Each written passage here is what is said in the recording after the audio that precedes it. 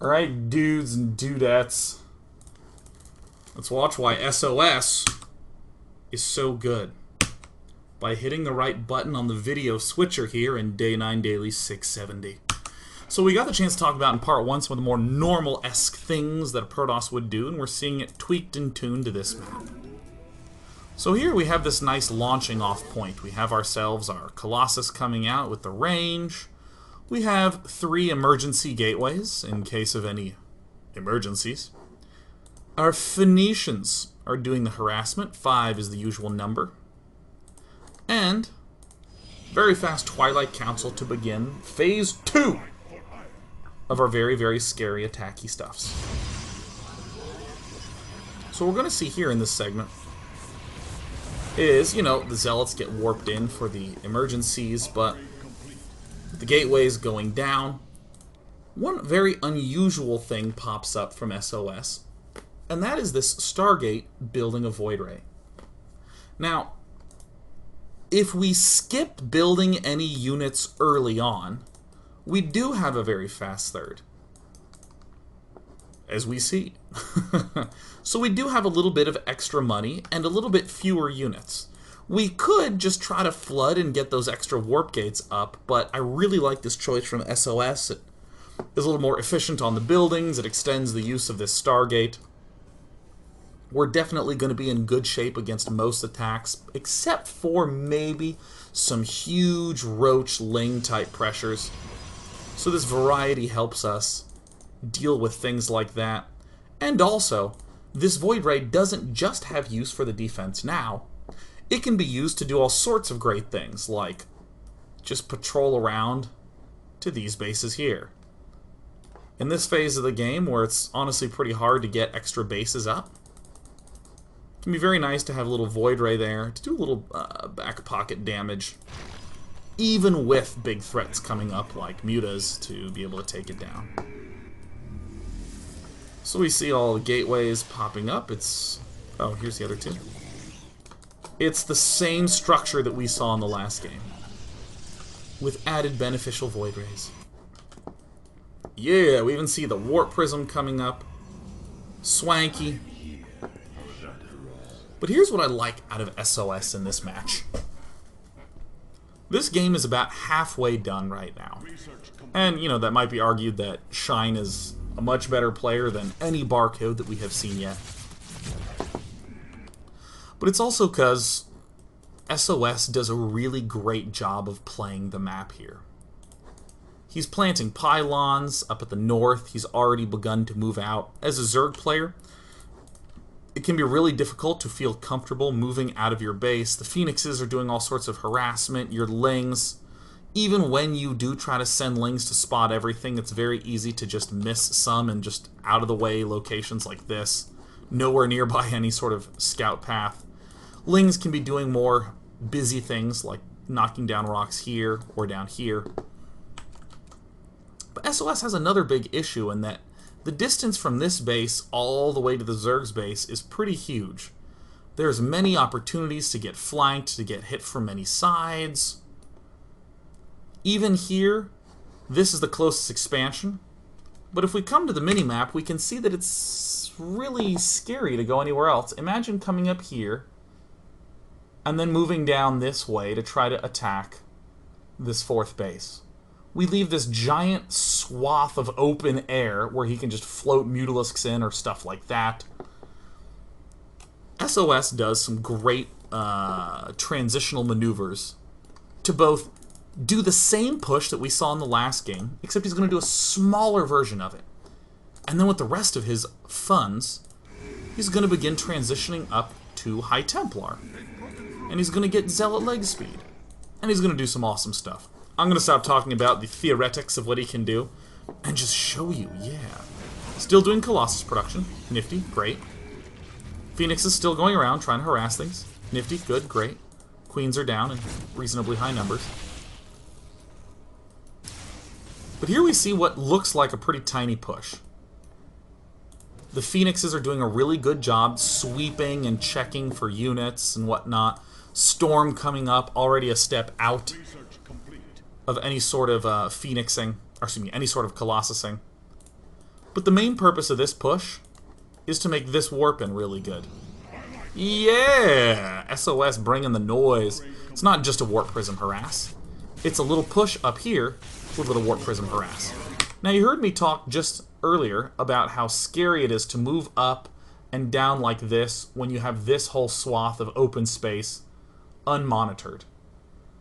But you'll notice that what SOS did is he moved like this, cut down here, then did a warp in there, and then he moved his main army from here up to here.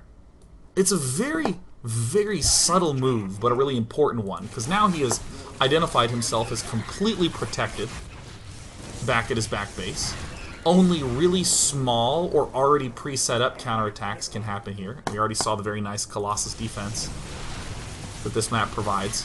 And now he's able to hit 2 places at once, while doing almost non-stop Zealot warp-ins in this main. It's not a huge army up here by any means, but the Mothership Core is here in case any sort of big retreat's needed. And this also does look, this Warp Prism kind of looks like it's potentially wasteful. I mean, there's a lot of Zealots dying. But the important thing is that it's Zealots dying and not gassy things dying. If you look up at the funds here from SOS, he's actually piling up a lot of gas. Another Void Ray, which is just sort of like an insurance policy. It's just like, dude, I want to make sure I don't die to any sort of stupid Roach Flood, because this is not a very good anti-Roach army. It's just a small army.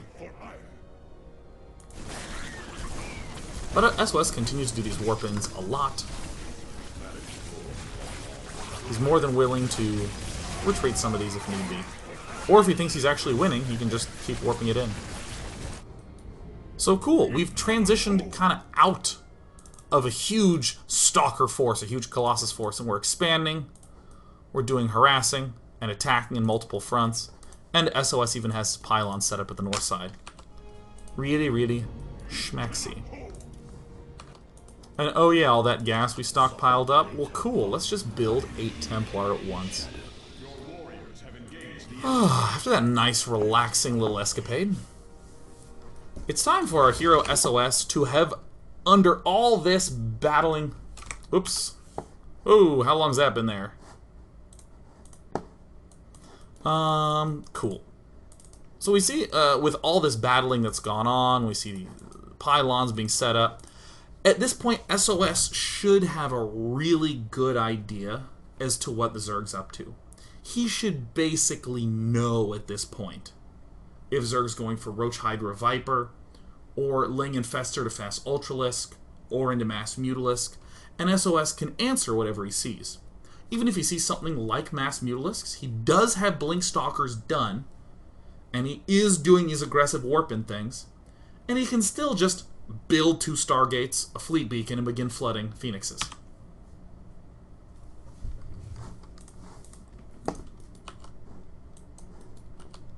Your warriors have engaged the enemy. Nifty. Mineral field depleted. Dark Shrine going down for value.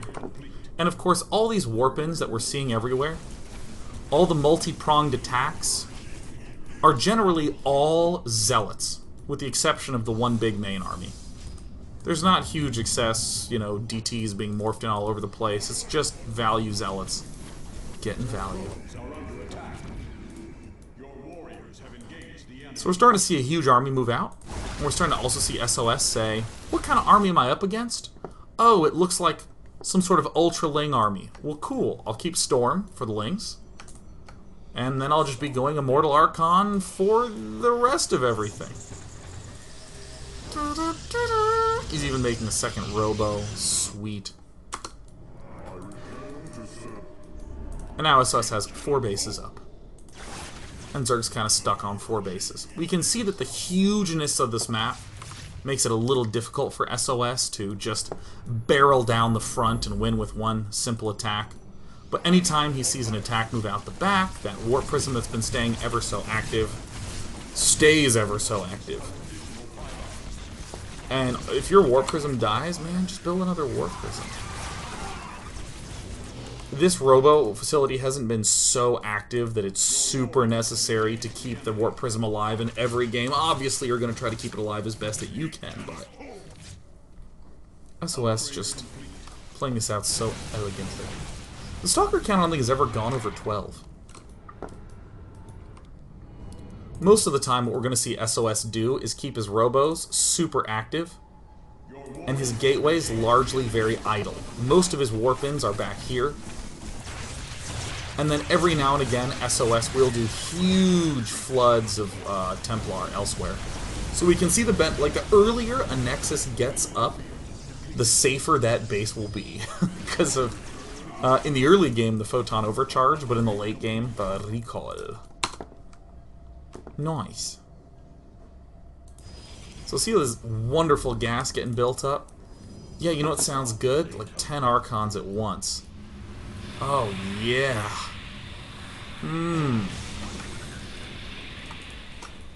So, I mean, I guess you'd call this a death ball, but it was never at any point SOS just asking what the pieces of the ball were and jamming the ball together.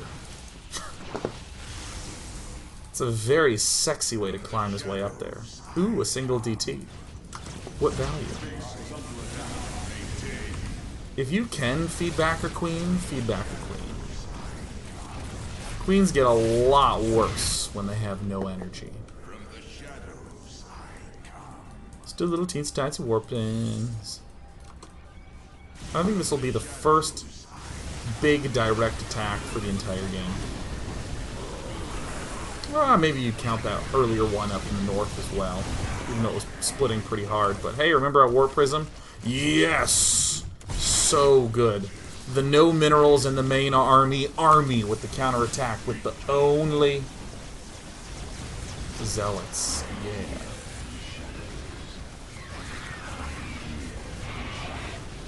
I love this so much.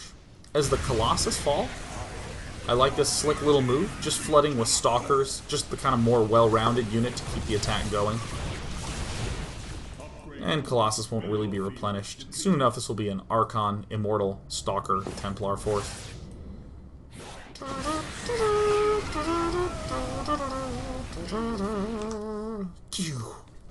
Really cool.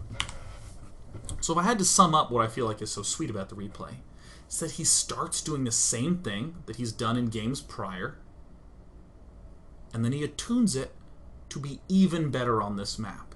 He's not taking the same build from before and just noticing that it works better on this map. He's actually reshaping the whole structure of the build to work great on Alter Zim Stronghold.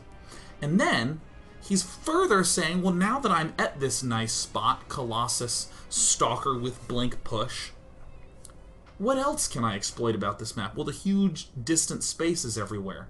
Great, I'll Warp Prism harass and all this sort of stuff. And with this great attack that we saw him set up, he can see clearly what the tech pattern of the Zerg player is, get himself in a fantastic position as a response, and then win. I want to go ahead and take a look at another map. Another match. Here we go. Shine versus SOS. You know what? That's okay. Disconnect me from my B-nets. This is a map that many a Protoss hate. It's a big black blank screen. There we go. This is Daedalus Point, or Daedalus, if you like to do the Hooked on Phonics program. Daedalus Point stinks for the old builds. It hurts everything. Let's take a look at this natural expansion, shall we? Look at the size of this expansion ramp. This is your natural. Look, there's the main right there. So you got like a nice normal ramp. And then this seems kind of tricky to defend. Oh, God. Oh. I'm going to tell you a meta fact. Here's a fact about how people respond to new maps. You'll see people immediately say, this map is horrible for race blah. And what they really mean is, all of the builds that we see on other maps are bad here. But that doesn't necessarily mean that the map is bad for the particular race. I remember very famously there was a map called Arcadia in the Brood War that the first 17 games that were played in Terran vs. Zerg, the Zerg won all 17. And then the next 17 games that were played, the Terran won all 17. So it was perfectly even after 34 games. So here's where we're going to see SOS do some just great observations about this map and play it, I think, gorgeously. He's going to go for a super old school 3-gate play. Ooh! So, first thing that we're going to note is that these three bases are very close together by air. This base actually has one of the most wonderful shapes in relationship to our main of any map. Once we've secured this, we've basically secured our main as well. We've sort of double secured it. Actually, it's probably most clear if we come to the mini-map when we move this out of the way. Yeah, I mean, this is wide open airspace. So if we secure this, air actually has to cut far down and then up like this. Securing this third base super secures the main. This has one of... it's actually a pretty damn good third. Just across the board. What really sucks is the natural. It's always the natural. I mean, it has a huge ramp here. It's got this huge frickin' space here where, I mean, again, from the mini-map, you can see that air will always be able to move like this directly in. If we can get a safe second, we can almost immediately get a safe third as Protoss. Now, for Zerg, not a lot of those same rules hold because Zerg is not worried about a big mass air invasion on this map in the same way that Protoss would be worried about a mass air invasion in the form of Mutas.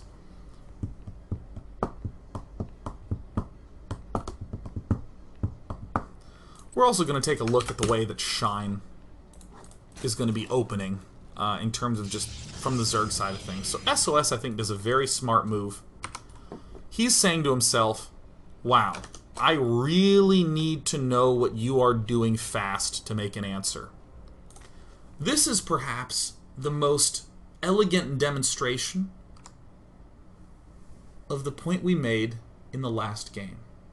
In the last game, we talked about a build being tuned to a map, and we saw SOS not scout because that map had such good defense for the third that we can just go for it. There we go. On this map, SOS is doing such a completely different build that not only is he scouting early, he's scouting about as early as you possibly can without completely boning your economy. Such confidence in the build. Cool, so SOS is going to move right up on up and see what's going on. This is a sensible thing to do because, as I already told you, SOS is probably going for a 3-gate build. I say probably because he does go for a 3-gate build on this game, but we don't know if that's guaranteed. So perfect. SOS scouts one of the most common openings on Daedalus Point for good players. Super fast Zergling speed. Why would super fast Zergling speed make sense? Because holy bejesus, look at the size of this ramp. Can you imagine seeing an early pool and going, well, time to wall this off? It's too much space. Even if you did something clever like tried to wall this off by building cannons here, or try to do a wall like this involving the Nexus, still you have to worry about Lings creeping all the way up into the back and then into your main. So many Zergs will open up this way. And this, I think, is about all that SOS needs to see. Because there's nothing really else physically possible for Zerg to do. So now SOS is just going to be as big of a bastard as he can. Yeah, just forcing that drone off. Forcing them to be unpaired. Yeah. It's entirely possible that SOS may have gone for a 1-gate expand play. But he sees the spawning pool go down with the gas. So he's pretty sure he's up against gas. He stays long enough to see the wiggle wiggle. Hangs out long enough to confirm some Zerglings popping out, and then he's going to pull back. So we haven't seen a 3-gate build in a very long time. very, very long time. This is like beta stuff, man. This is a from the beta build. Mothership Core comes out super quickly. Sentry comes out super quickly. And soon enough, we're going to see 2 gateways go down. Although we haven't seen a 3-gate since the beta, that doesn't mean that the 3-gate is a bad play. It's a bad play on most of the modern maps, because we can get away with expanding, but on this map, this is such a huge concern that most Zergs try to exploit it. You might ask, isn't a 3-base play bad? Or excuse me, isn't a 3-gate play bad because our Zerg could go for a fast 3-base? This is exactly why SOS scouted for an early 3rd. He could respond with something even extreme like a 4-gate and be getting a pretty high win percentage there. So here's our extra gateways. We see the usual Zealot, Sentry, followed by Sentry. There it is, Chrono Boost on the Warp Gate. SOS, again, trying to rush in for another very swift scout. First, checks the 3rd base. And you'll see him actually just change his trajectory a little bit here. To try to sweep into the main, see as much as he can. Just makes sure that there's no layer and stuff like that. Okay, cool. If it were a layer, SOS has options like performing an immediate attack. He has options like immediately cutting all gateway production and building a Stargate. But since he doesn't see a layer, he's reasonably confident that he's not up against a fast tech. Well, actually not reasonably confident, he just is confident. I mean, he literally sees that there is not a that there is not a layer anywhere. So that's a safe cue for him to not just expand, but to build an extra round of units. If his opponent were going for a really fast layer with lots of drones, these 3 sentries might be construed as too excessive. Now SOS is getting the Stargate up. Now, if you've been a very astute little observer, you're noting that, wow, if we actually fast-forwarded to the moment where all the buildings were done, we have a Nexus, a Forge, 3 gates, and a Stargate. This is the normal framework for most basic Protoss vs. Zerg openings. Most of the time we see the Nexus first, but here we've seen SOS swim his way to this point. Now we're going to go to a break, because when we come back, we're going to see how SOS plays this out so exquisitely. Using the properties of the map that we talked about, it'll make you want to go pick Protoss on Daedalus Point. No, Day9! No, it's not possible! No! No!